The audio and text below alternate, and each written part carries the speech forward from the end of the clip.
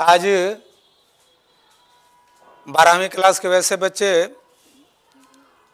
जो इंटर की परीक्षा देने वाले हैं उनके लिए मैं एक बहुत ही महत्वपूर्ण पाठ पुत्र वियोग जो सुभद्रा कुमारी चौहान जी लिखी हैं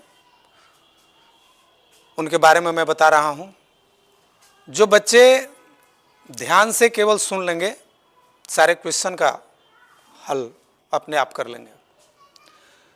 तो सबसे पहले मैं आप तमाम ऐसे बच्चे जो इंटर की परीक्षा देने वाले हैं हमारी तरफ से उनको बहुत बहुत शुभकामनाएं कि आप अच्छा करें, आगे बढ़ें, माता पिता का नाम रोशन करें। तो आइए ज़्यादा देर न करते हुए आइए आप परिचय में। पुत्र वियोग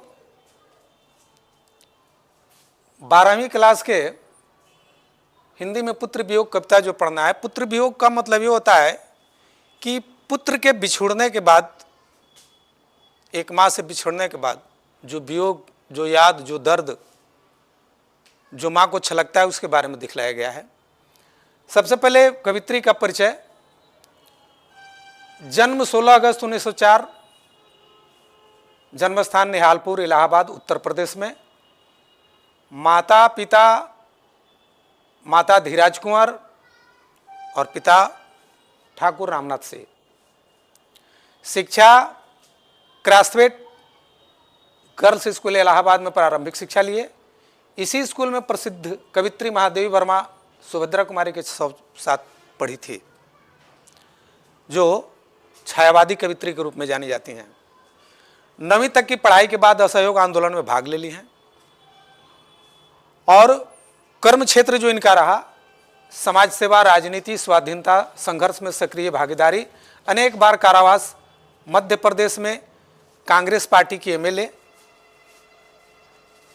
और अभी जो हम कविता पढ़ाने जा रहे हैं पुत्र वियोग, ये कविता इनके मुकुल काव्य ग्रंथ से लिया गया है और 1930 में मुकुल काव्य ग्रंथ कविता का जब संग्रह हुआ, इसके अलावे लिखे हैं त्रिधारा, बिखरे मोती, सभा के खेल, इस तरह की इनकी कृतियां हैं। और जहाँ तक पुरस्कार की बात है तो मुकुल काव्य ग्रंथ पर 1930 ईस्वी में हिंदी साहित्य सम्मेलन का शेक्सपियर पुरस्कार से इनको सम्मानित किया गया है। 1930 ईस्वी में मुकुल काव्य ग्रंथ के लिए, जिस काव्य ग्रंथ से लिए हैं पुत्र वियोग, उसके लिए हिंदी साहित्य सम्मेलन का शेक्सपियर पुरस्कार इनको मिला। और अभी बताया कि प्रस्तुत कविता इनको मुकुल काव्य ग्रंथ से लिया गया है। इसमें ये दिखलाने की कोशिश किया गया है कि एक जीवन में मां का कितना बड़ा महत्व होता है। एक लड़की जब शादीशुदा जीवन जब व्यतीत करती है तो उसकी सबसे बड़ी कामना होती है कि हम मां बने, और उस प्राप्ति के लिए अनेक देवी देवताओं को पूजा पाठ अर्चना करती है, अनेक प्रकार की मन्नतें मानती है कि किसी तरह एक औलाद हो। और औलाद इसलिए खोजती है क्योंकि औलाद से उसको ससुराल से लेकर के नैहर तक उसको इज्जत मिलना शुरू हो जाता है।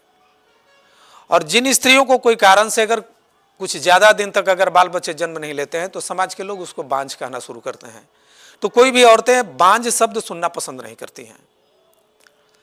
एक माँ जब अपने बच्चे को पाने के लिए तरह तरह की पूजा पाठ करती है, अर्चना करती है, मन्नतें मानती है, और जब वह गर्भ धारण कर लेती है तो गर्भ धारण के बाद अपने पेट में पल रहे बच्चे पर इतना ध्यान देती है कि जो उसको पहले से कुछ ज़्यादा चीज़ खाने की आदत थी उस सब पर उसका कब्जा हो जाता है। फिर सोच समझ कर खाती है कि गर्भ में पल रहे बच्चे को कोई दिक्कत ना हो।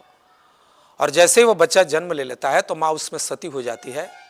उसी के नींद से जागना, उसी के नींद से सोना, अपने बच्चे में सती हो जाती है। एक बच्चे को अच्छी तरह से माँ ही समझ सकती है। माँ एक मनोवैज्ञानिक का रूप है, वो अपने बच्चे को, मन को पढ़ लेती है कि हमारा बच्चा क्या कह रहा है, क्या नहीं कह रहा है, तो उसके मन की बात को जानती है। इसमें कवित्री का पुत्र खो गया है, असमय खो गया है, यानी कि मृत्यु हो गई है। शोक संवेदना कर रही है कवित्री, याद कर रही है, बीते पल को याद कर रही है कि किस तरह से इस बच्चे को मैंने पाला था, किस तरह से इसके लिए कभी हाथी बनी थी, कभी घोड़ा, इस तरह के हम बन बन कर अपने बच्चे को उसके साथ हम खेले, सारा चीज उसको जब याद पड़ने लगता है तो उसी याद के पल को याद कर कर के बेचारी हमेशा रोते रहती है। और इस कविता में उसी चीज को दिखलाया गया है, जिसमें लिखे हैं कि आज दिशाएं भी हंसती हैं, है उल्लास विश्व पर छाया, मेरा खोया हुआ खिलौना अब तक मेरे पास ना आया। कवित्री यह कहना है कि पुत्र के खोने के बाद ये बात बोल रही है कि आज दसों दिशाएं हंस रही हैं, दसों दिशाएं खुश हैं, चारों तरफ उल्लास का वातावरण है, लेकिन मैं उस उल्लास के वातावरण में शामिल क्यों हूं? क्योंकि मेरा जो पुत्र था, मेरा जो खिलौना था, वो खो गया है। तो हम इस खुशी में कैसे शामिल हों? फिर कहती हैं कि शीत न लग जाए इस भय से नहीं गोद से जिसे उतारा। करेगी जाड़े के दिनों में जब उसको हम गोद में लेते थे, उतरने की कोशिश करता था, तो उसको इस डर से नहीं उतारते थे कि कहीं हमारे बच्चे को ठंड न लग जाए, शीत न लग जाए, तो उसे हम गोद में रखते थे। छोड़ काम दौड़कर आई मां कहकर जिस समय पुकारा, और अगर वहां से चेहरा से उदास मन से अगर मां कह करके पुकार देता था, तो मैं सारा काम छोड़ करके दौड़ करके उसके पास आ जाती थी और गोद में ले लेती थी। ये उस मां की कल्पना है जो मां अपने पुत्र को पाल पोस कर बड़ा कर रही थी और पुत्र बीच में छोड़ दिया है, मर गया है। उसकी सोच बात को यहां लिखे हैं। फिर लिखे हैं कि थपकी दे दे जिसे सुलाया, जिसके लिए लोरियां गाई, जिसके मुख पर जरा मलिनता देख आंख में रात बिताई। कह रही कि मां क्या नहीं करती है अपने बच्चे के लिए। जब वो तंग करता है, सोता नहीं है, तो गोद में लेके थपकी दे दे करके लोरी गागा करके सुलाती है।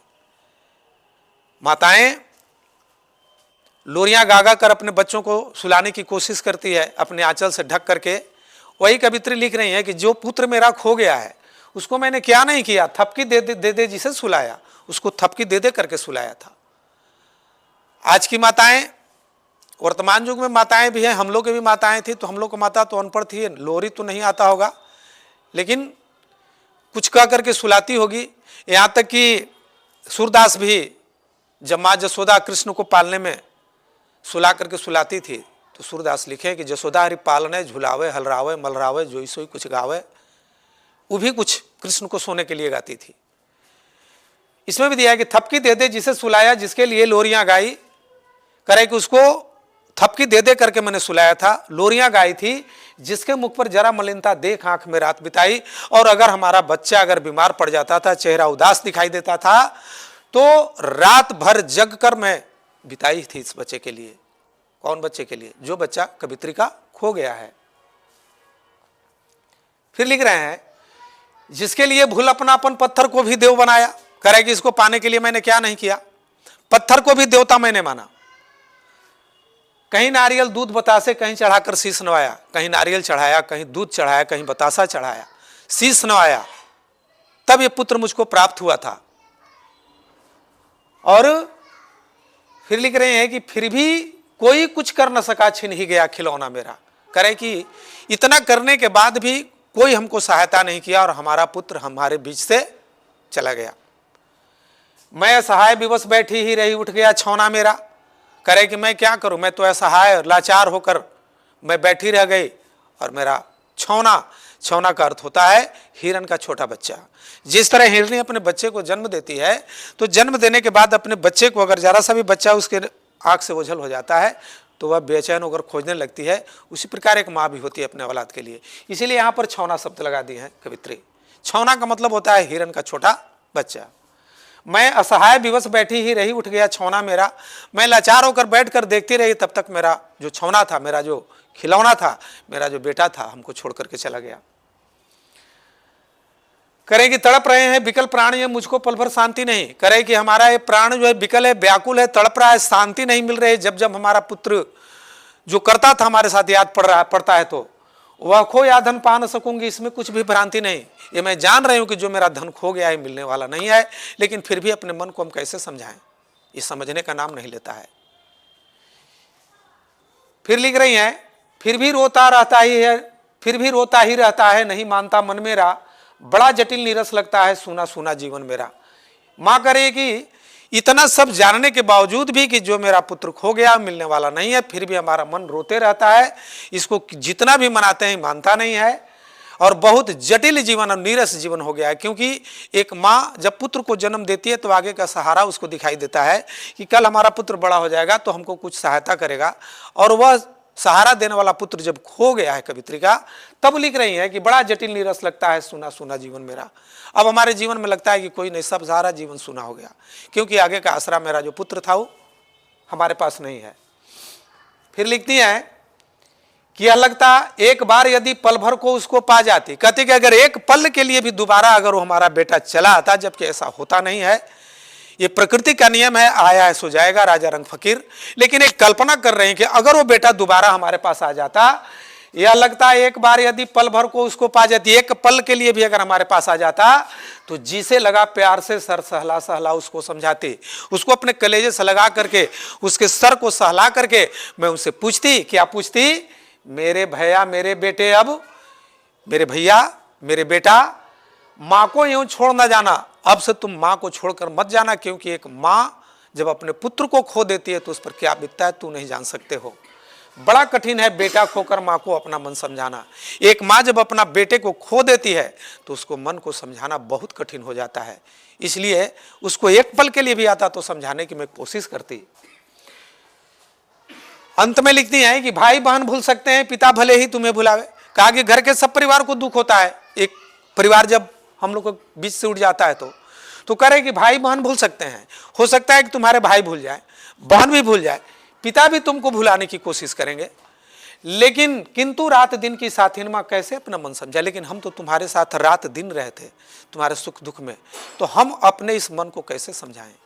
तो एक कवित्री, एक माँ के पुत्र खोने की जो तड़प होती है, उसी चीज़ को सुभद्रा कुमारी चौहान जी यहाँ पर दिखलाई हैं। जबकि ये वीर रस की कविता भी लिखी है, आप लोग पढ़े होंगे, झांसी की रानी, जिसमें झांसी की रानी की बहादुरी को दिखाए हैं कि किस तरह से तैयारी जुट के करती थी और कैसे अंग्रेजों के साथ लोहा लेती थी। धन्यवाद।